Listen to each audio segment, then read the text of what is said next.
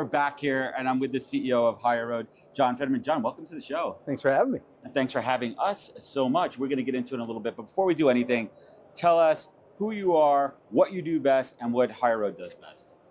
Wow, That's all a right. six-parter to get us going.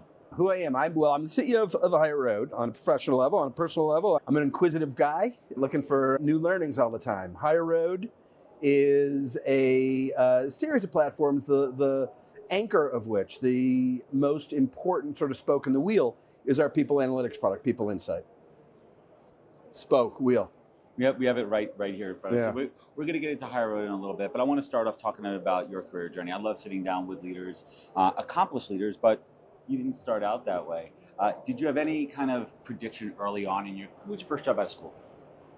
My first corporate job out of school was in a publishing company in the marketing department, promotions coordinator.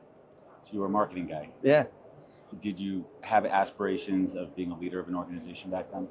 No, I didn't. I was trying to find a way to make as much money as I did waiting tables, and I was woefully disappointed with my first role. Do you remember the first time you got punched in the face in corporate America? Punch in the face of corporate America. I think it was actually that. It was the epiphany that I was making more money waiting tables than I was starting a more professional, quote unquote, journey. So as you worked your way into various organizations, not everyone is meant to lead people. Yep. Some people are amazing individual contributors and they have roles in organizations too. Yep. Was there that aha moment early on when you said, you know what? I like this. I like being the captain here. Yeah, one experience leads to another, right? I was brought in a very junior role with a unique opportunity in that I was employee number one in a new marketing department.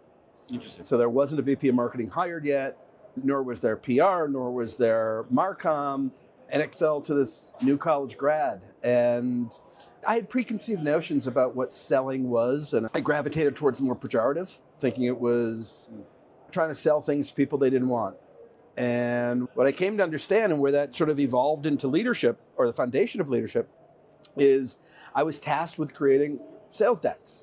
And there I was, conceptualizing, creating, and ultimately, because there was a lack of other folk, doing the training to the sales team. Isn't that how it works out, where you pick up skills along the way that you never had just by doing it? Yeah.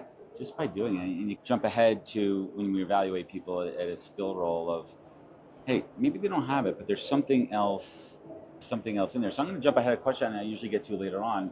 When you're interviewing people, John, I assume when someone gets to you in the organization, they're vetted for skill, they're Yep. vetted for experience. A couple of people already said, you know what, I like this person. But how do you assess, John, is this person going to be right for this role within this organization? What are some of those top secret John Fetterman interview questions? It's not so much interview questions, it's the way a person carries themselves, doesn't posture. I think I have a pretty good screen for that. And to me, leadership is about creating culture. And the ironic thing is, you can't create culture. You can find like people and recognize that they're in your culture. And so for me, it's much more visceral. I know as much as every HR professional who I have partnered with will tell me not to. I know in a minute if they're going to be a fit. You've learned to trust your gut over the years. Yeah.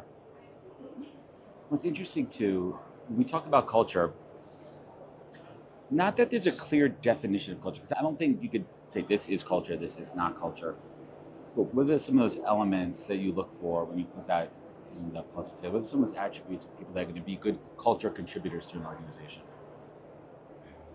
I'll give you an example. I've lived in the town, moved back to the town I grew up in. Where's that? Marblehead, Massachusetts. You're all massholes over there, aren't you? Yeah, we sure are. Well, there you go. Absolutely. So there's people I've grown up with. There's people that I've met through my kids and so on. I was at a cocktail party and people are talking about what they do.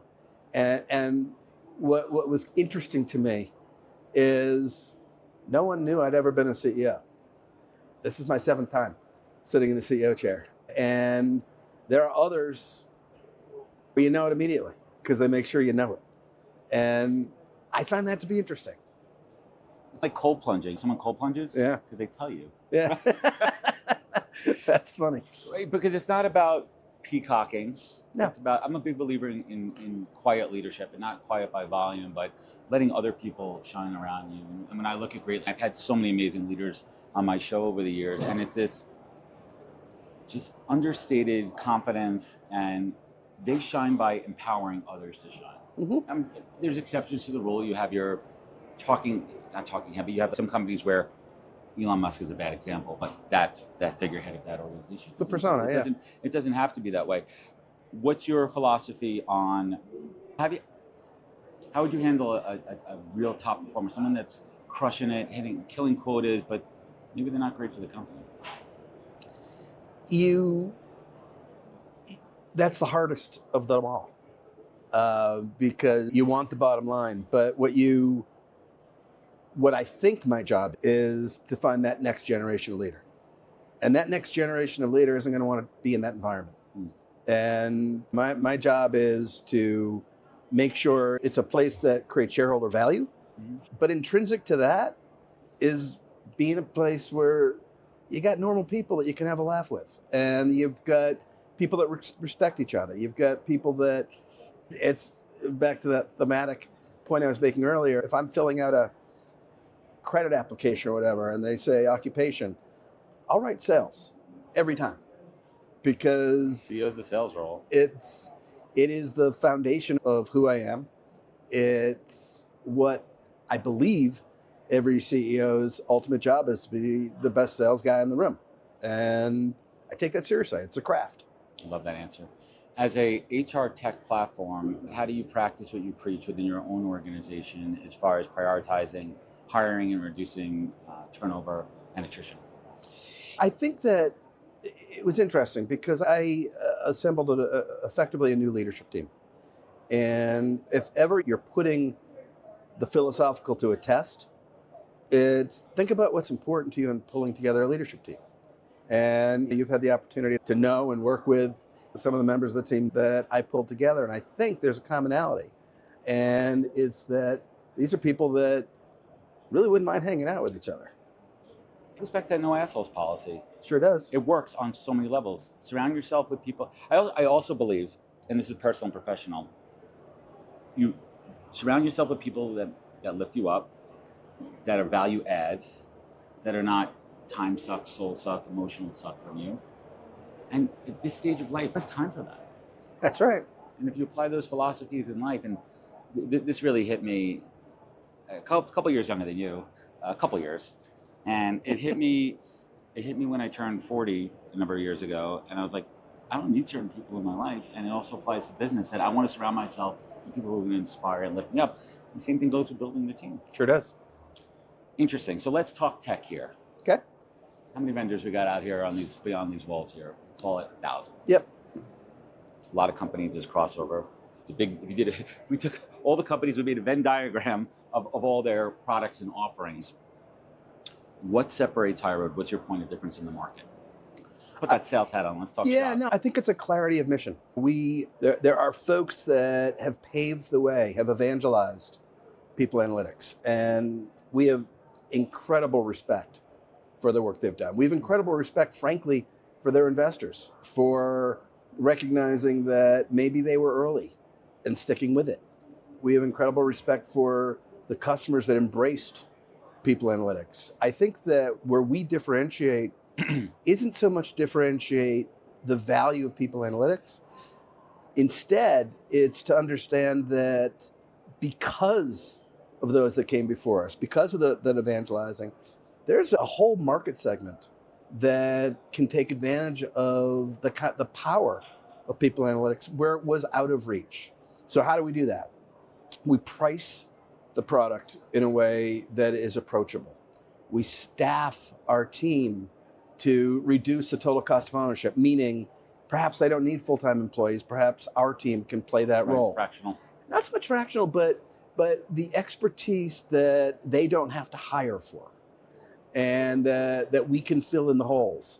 So more of a value add play. Yeah, I think it's a recognition that the top 1 and 2% of companies have vetted the efficacy. And now we take our opportunity to bring that to more kinds of companies.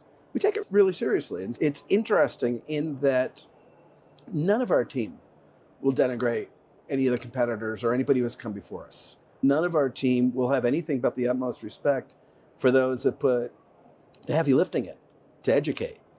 But at the same time, we're able to, while we give them a nod, express that there's a whole market that can take advantage of it now. And so when we differentiate, we don't differentiate on the power of people analytics. We don't differentiate on what it can do for an organization. We instead differentiate on this can now be approachable. This can now be something that a mid-sized enterprise, not a company with 20,000 employees, but a smaller company can get real benefit from. I love that approach. I love that take, and that speaks going back to culture. And those are the type of people you want on the team. I want to talk about people analytics for a little bit and lift up the hood. I had Shane Noe on before, and we talked about approachable analytics. And it's if you're not a numbers person, it's deer in the headlights, blinded by all these numbers in front of you. He used the analogy of a car. Like there's really 3 metrics in the car that you need to be aware of at all times, and simplifying it because not every people person is a data person. In fact, most started because they're people. Right. They're like, I want to move. I don't want to be the math spreadsheet person. That's right. But in this day and age, to be effective, it comes down to numbers, and it comes down to, I hate saying put an ROI on people because that's not the way we want to think, but analytics to inform, analytics to advise, analytics to guide. How has your team and product really taken that people approach and combining it with the data and the tech to make it human-centric? Again, I think it comes down to the fact that we got into this marketplace by acquiring a company called People Insight that was a consultancy. It didn't start as a software as a service. It started as a consultancy, and it's got 20 plus years under its belt. So what does a consultancy do? A consultancy finds a way to empathize. A consultancy finds a way to humanize. And what a SaaS business in the most traditional sense does is it throws the technology over the wall and says, figure it out, do with it. Do with it what you will. What we do instead is a little bit of the walk, jog, run. We're going to make you comfortable with the data.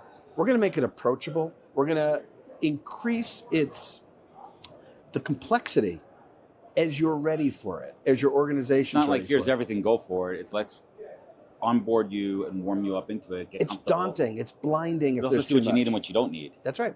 And that comes with baby steps. Along the way there. So we talk about innovation, and the buzzword for the last couple of years is AI. From a internal perspective, how is HireRoad? How are you guys utilizing AI internally? And let's go a little bit deeper in specifically what are you guys using it for? We eat our own dog food. We try to understand, and we're an organization of a smaller scale than most of our customers, frankly. But what AI can allow us to do is to see what we can't see ourselves. What AI can do is allow us to understand, why is one group attriting employees faster? Where are we finding the best bang for our buck in terms of our recruiting sources? When we look at the combination of employee reviews, employee surveys, we start to look at hard metrics, productivity, in billable hours. We start to look at all these things. The patterns emerge and AI points them out. And so could we get there on our own? We sure could. We don't have a team in our own HR department of dozens. So when we use the technology ourselves, we become zealots because we feel it. Points that when used right, and people also have to be very careful, it's garbage in, garbage out, and you're only as good as the data and the inputs you're putting into any type of AI platform. Where it's coming from is not taking it as gospel, but using it as directional. Using it to get you, for example, 70% of the way there, or getting in there as a thought starter, or bringing other elements to it. So now we switch to the product side of it, externally to your customers. Let me reframe this one. What was one of those early lessons learned with AI where you course corrected, or maybe it was more of a, wait a minute, we had a hypothesis, and the AI actually showed, hey, maybe we should go in this direction with the tools. Yeah, I think the biggest cliche is that AI will replace people. Let's get into this one. And it's anything but. It makes our people more powerful. It makes them have a front of the curve relationship with dynamics, not just reactive. I was talking to somebody yesterday and described it as the opportunity to stop being a fireman and putting out fires, but instead really talk about these are the things we've learned. This is what the data is telling us. From external, one of the things that has been, I think, most gratifying is that we work with the reality of data, meaning there is no perfect data set. There is no homogeneous stack. That is dirty. And data's dirty, and it's dirty for a whole bunch of reasons. Some of them are methodology and mapping. Right. Simple as that. Dirty is not necessarily a bad word. It's just convoluted sometimes. Where it's coming from. Yeah. Sources. Yeah. So it allows externally, it allows us to go in with a position of, in some ways, validating everything that they spent their money on already. What we don't do is say, throw everything out, start over. What we do is say, look, your world's imperfect. Let's try to normalize it for you. Let's try to give you a singular view. Let's try to make it so when you go to management with this data, you have confidence that it's scalable, that it's repeatable, that its methodology is something that can consistently deliver answers. Data to back up the story, data to back up your ask, data to back up whatever you're pitching to a customer internally and using it the right way. When you walk the floor here, just off the cuff, what tech, we don't have to name any companies out there, but what tech are you like, whoa, holy shit, that is, guys, check this out. What have you seen out here in the last day or so? What's been most interesting to me is thematically that the community is finding themselves with a little bit more swagger, a little bit more confidence of their role in the organization, and some of the technologies that you're seeing empower that in a way that isn't as tactical.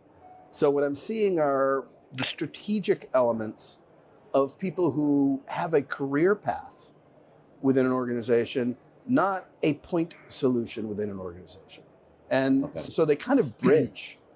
Do you think this is a byproduct coming out of the pandemic where a lot of companies were forced to pivot, forced to look internally, and have to all of a sudden take a in-office team, bring them home, send them home, and now figure out what's working, what's not working? Is this person good? So a lot of people, when they people hide in large organizations, but now the analytics can tell you what's working, what's not working. Do you think that what you just mentioned is a byproduct of that?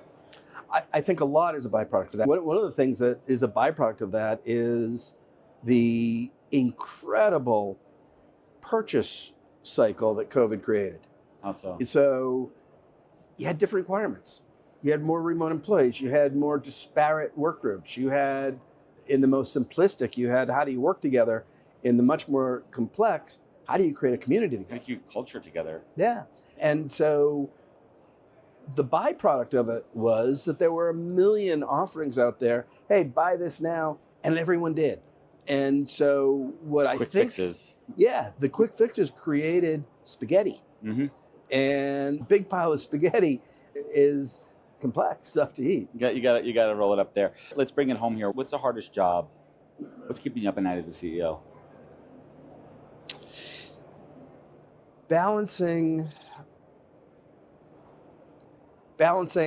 how to keep the organization focused while you're staying nimble on new opportunity.